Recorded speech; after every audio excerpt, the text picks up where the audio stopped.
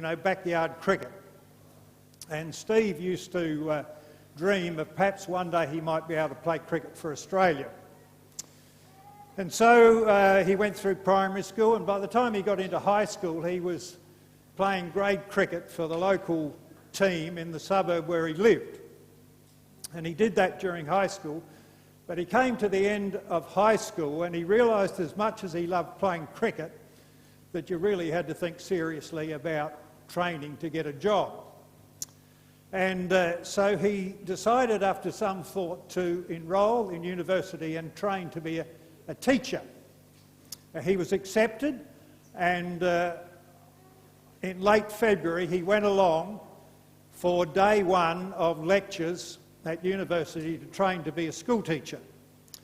In the morning he had to go and sit through a lecture, and it was what he thought was a rather long psychology lecture. He didn't really find it inspiring. And after lunch he looked at his program, and he had to go after lunch and sit through another long psychology lecture.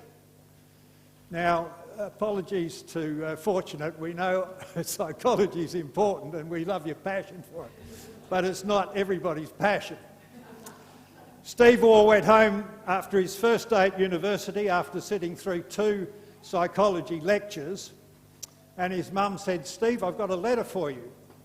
And he opened the letter, and it was a letter from the New South Wales Cricket Board saying, "Would you like to come and play cricket for New South Wales? And furthermore, you'll get paid for it." Years later, on recollection, Steve said, "It didn't take me long to make a decision as whether I was going to teachers' college or whether I was going to play cricket and get paid for it." So he played cricket for New South Wales, and then he progressed and he was selected to play in the Australian Test team, which meant that his boyhood dream had come true and he travelled the world playing cricket. And after a few years of playing Test cricket, Mark Taylor, the captain, started getting close to retirement age. In cricket, if you're a batsman, the time taken from when that hard leather ball leaves the bowler's hand and it bounces and arrives where you've got to hit it is less than half a second. And so you've got less than half a second, a batsman's got less than half a second to get his feet in place, his body in place and his bat in place to dispatch the ball.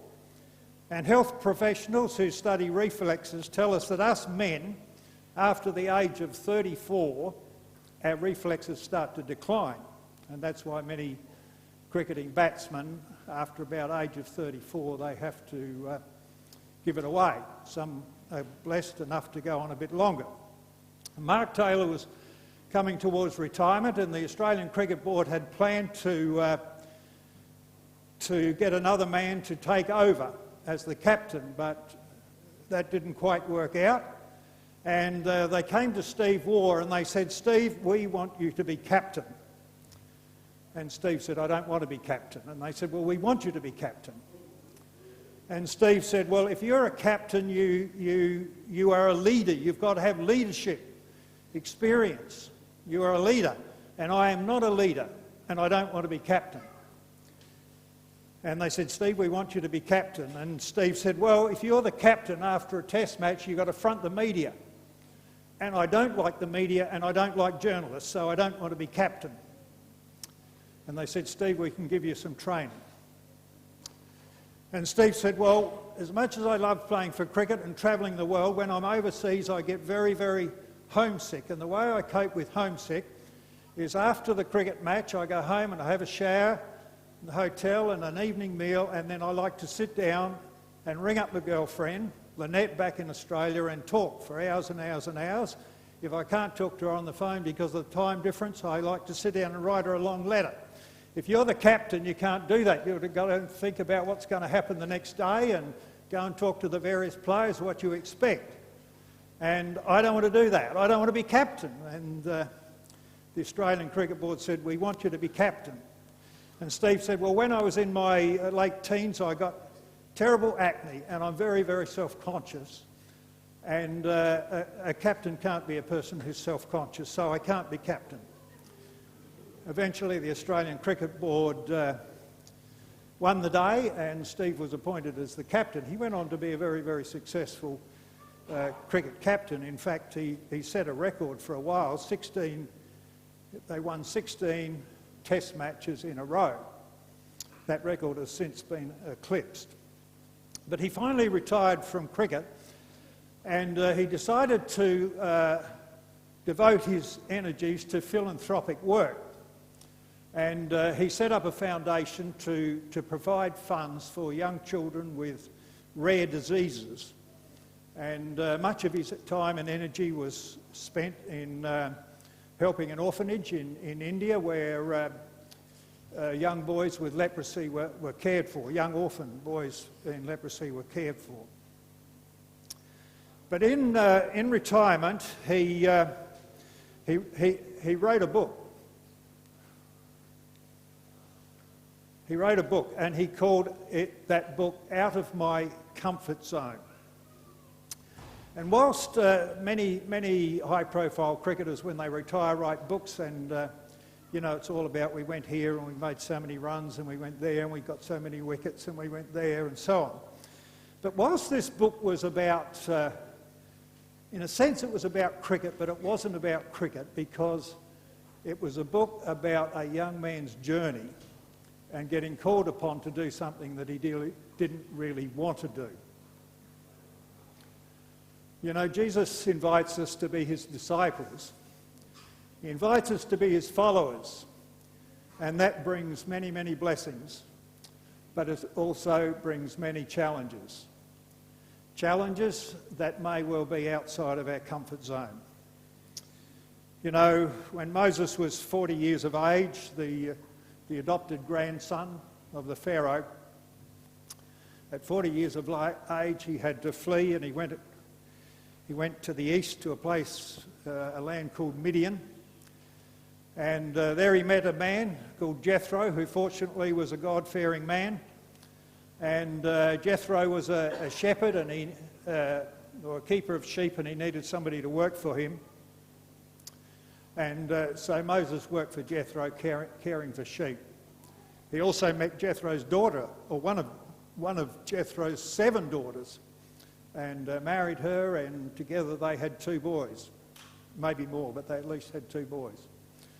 And so he spent 40 years out there looking after sheep.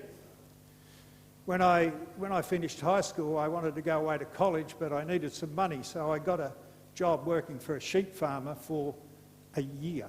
I used to tell my kids that God in his goodness and his mercy and his love let me off after 1 year. Moses spent 40 years. I think Lindsay must be the most patient man here of all our congregation, because I think, Lindsay, you might have spent even more years than Moses looking after sheep. But Moses was out there in the desert after spending, not desert, really a wilderness.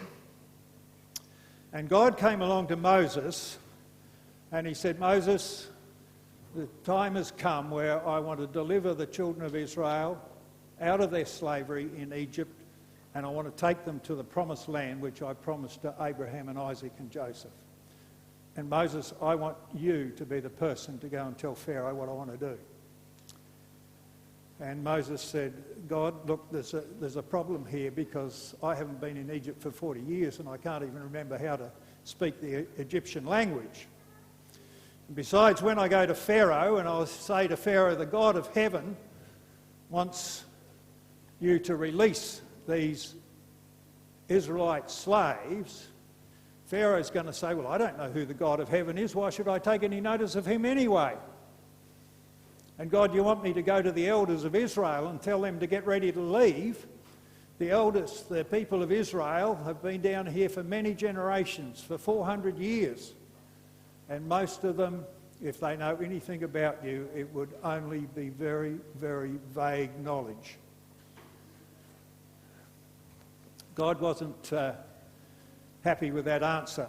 And so he says to Moses, Moses said to God, who am I that I should go to Pharaoh and bring the Israelites out of Egypt? And God said, what did God say? I will be with you. The first point I want to make today is that when God calls us to be his disciples and to do things for him, he promises us that he will be with us. If we fast forward for many, many hundreds of years, maybe 1,000 years or so, past the time of David and Solomon, we come down to when there was a northern kingdom. 10 tribes of Israel had united to form a northern kingdom, and a man called Ahab was the king. His wife was a lady called Jezebel. And sadly, the worship of the true God in Israel had all but disappeared. And both Ahab and his wife Jezebel were Baal worshippers. And so God decided that things had got so bad that he wanted to bring judgment on Israel. And he said to Elijah, go to King Ahab and tell him what's going to happen. So Elijah went down.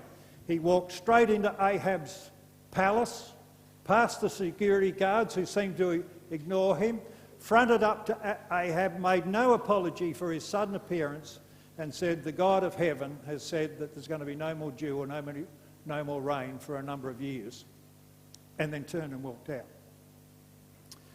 You know, at first, Ahab and Jezebel and many of the people in Israel decided that they were going to ignore it, because one of the key factors of Baal worship was that if you worshipped Baal and you prayed to Baal, one of the good things that Baal did was send rain and dew. So why should we bother? Well, as it happens, when rain and dew stop, it's not long till it starts to have an effect, is it? And the people suddenly realised that what Elijah had said was true. And the drought went on and on and on for about 3 years. The northern part of Israel, where Ahab had his kingdom, the southern part of Israel is pretty dry, but the northern part is quite beautiful. And suddenly these streams, these springs and everything started to dry up. No desalination plants there. No ability to dig very, very deep bores into the earth. And so Elijah meets Ahab again and he says, Ahab, we've come to a time of reckoning. I want you to tell everybody in this northern kingdom to come and assemble on top of Mount Carmel, and we're going to decide who is the greatest, Baal or the God of heaven. The country up there it's a little bit like here in Perth. If you go out to the west, there's the ocean. Here it's the Indian Ocean. There it's the Mediterranean Sea. There's a flat coastal plain like we have here, and then there's an escarpment.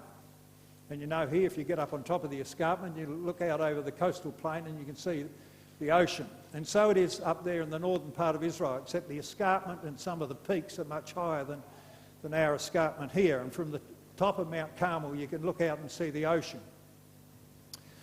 And so the people get this message, and the people come because there is this air of expectancy. Something is going to happen.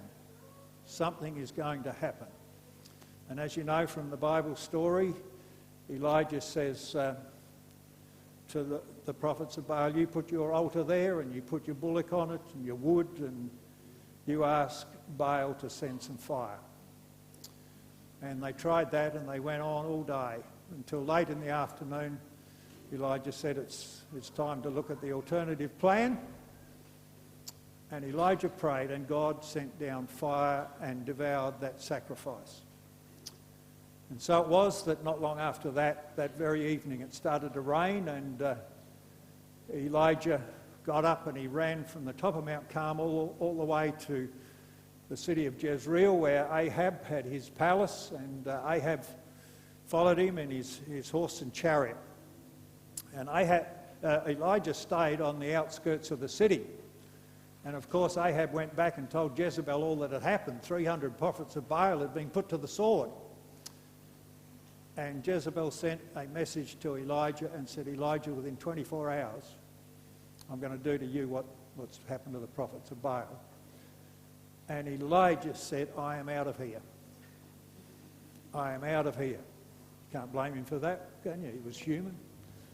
And so he set off, and from Jezreel right up in the north, he walked, probably ran, south, further and further and further south. He didn't stop to sleep, he didn't stop to eat, he didn't stop to drink. What he wanted to do was put as much distance as possible between him and Jezebel. And he got right down to Beersheba, which is a town in the very south of Israel. He wasn't even happy there. He said, I'm even going further. I'm going to go another day's journey into the wilderness. And by then he was totally exhausted. And he sits down under a tree. And depression and discouragement set in. And Elijah says, God, I want to die. I've had enough. I want to die. You know, to me there are two occasions in the history of Israel that stand out to me when God showed absolute power over all other things. One of them was when the Israelites ended up on the edge of the Red Sea with the Egyptian army behind them, and God opened the waves. They went through, the Egyptian army came in, and the sea collapsed on top of them. If ever there was a time in history when God showed his almighty power and that he was protecting Israel, that was the time. And the second time, I think, was when Elijah was up there and all of the northern kingdom of Israel were there watching. And it was a contest between Baal and the God of heaven. And late in the afternoon, Elijah said, God, if you are the God of heaven, send down some fire. And there was an instant answer. And yet he was Elijah, the very man that had prayed for God to show his power. He had run away. He was done for. He was suicidal. God, I want to die. I'm suicidal. And God sent an angel. And it's recorded in the book of Kings. An angel touched him and said, get up and eat. He looked around, and there by his head was a cake of bread and a jar of water. He ate and drank. You know, did God send an angel? Here was Elijah. He'd seen a great manifestation of God's power. Did God send an angel to give him a lecture and to tell him off? I mean, he was a man who had witnessed God's great power. He had an answer to prayer. Did the angel come and give him a lecture? What was Elijah's greatest need at that point of time? He'd walked non-stop, no stopping for food, no stopping for drink, no stopping. He had walked non-stop for over 250 kilometres. What was his greatest need? Food and water, wasn't it? And what did God supply? The second point I want to make this morning is that when God calls us to be his disciples and to do things for him, he promises us that, 1, he'll be with us. 2, he will supply our needs. You know, the Apostle Paul spent much time visiting through Asia Minor and establishing Christian churches. And one of those Christian churches he established was in the city of Ephesus. The city of Ephesus was a beautiful city in Turkey. It was a port city. It was on the coast of the Aegean Sea. It had a population of 250,000. It was the second largest city in the then known world. It had one of the most sophisticated system of aqueducts to bring water from the mountains down to the city. There was a huge theatre there that seated 25,000 people. The Romans had a formula that they would build these outdoor theatres that seated 10% of the population. And that was the case in all the cities they established. And archaeologists, when they dig up these cities today, one of the first things they do is try and unearth the outdoor theatre, and they work out how many people that outdoor theatre will sit, and they multiply it by 10, and that would have been the population of the city at that time. And so it was a very cosmopolitan city, and Paul had spent 3 years living there and working there. sometime earlier. But finally, by about AD 61 or 62, Paul finds himself in prison in Rome. And while he was there, as you know, he started to write letters to the churches. And, those letters make up a very, very significant portion of the New Testament. And he wrote this letter to the people in Ephesus. Bible scholars tell us that Paul's writings and these letters were a bit like the Himalaya Mountains. Now, in the Himalaya Mountains, we think of Everest, but there are quite a few peaks in the Himalayas, aren't there? 5 or 7 or something. There's a lot of peaks, and Everest is the highest peak. And Bible scholars tell us that these letters of Paul are like the peaks in the Himalayas, but this letter to the Ephesians, to the people at Ephesus, was like the highest peak, the real peak of all his writings. And I think the language there is absolutely beautiful. And it would have been in Greek, but I'm sure scholars have translated it in beautiful English. And these are just a few little phrases from Ephesians chapter 2. He says, God is rich in mercy. It is by grace that we have been saved. We are seated with Jesus in heavenly realms. And then this beautiful phrase, he will show us what? The incomparable riches of his grace. If something is incomparable, it can't be compared, is it? The incomparable riches of his grace. We are God's workmanship. In Christ we have been brought near. He has destroyed the barrier. He has destroyed the barrier. And so the third point I want to make this morning is that when God calls us to be his disciples and to do things for him, he promises that he will be with us. He promises to supply our needs. And he promises that he will break down barriers. Is that good news this morning? Jesus promises us that he will break down barriers.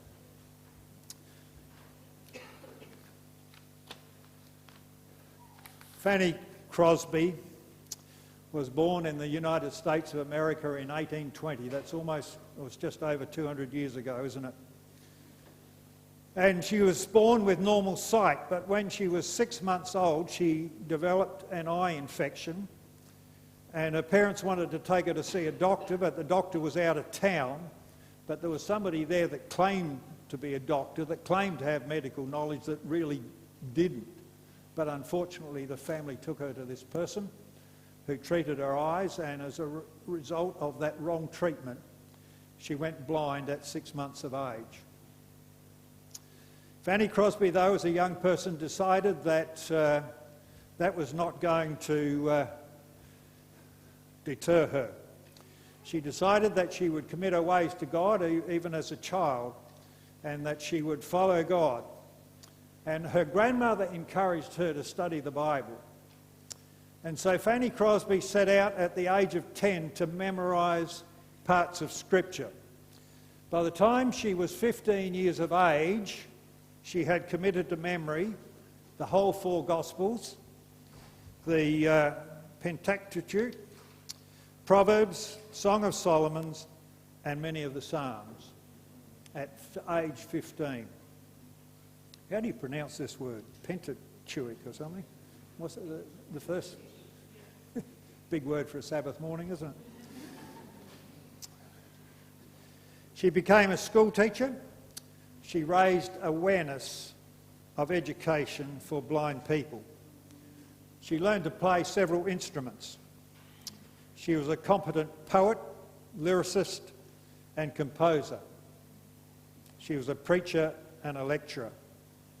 It is estimated that she wrote over 5,000 hymns. It's incredible, isn't it? Many of them are in our Adventist hymnal. And on one occasion she wrote this. Here's a woman that's blind. She said, "Oh, what a happy soul am I, although I cannot see. I am resolved that in this world, contented I will be. How many blessings I enjoy that other people don't. To weep and sigh because I am blind I cannot and I won't. Heavenly Father, this morning we want to thank you that as the great God of heaven that you have promised that as we walk this journey here on this earth, that indeed you'll be with us, you'll care for our needs, and you will remove the barriers that would hinder us from being your disciples, your followers. We pray that we might always be committed to be faithful to you. If there are still barriers that would hold us back, we just ask that, as you did with Fanny Crosby, you'll give us the grace to cope with these things. Help us to be faithful to you. We look forward to that wonderful day when the clouds will roll back and Jesus will come to take us home to be with you. Keep us faithful to that end is our prayer this morning for Jesus' sake. Amen.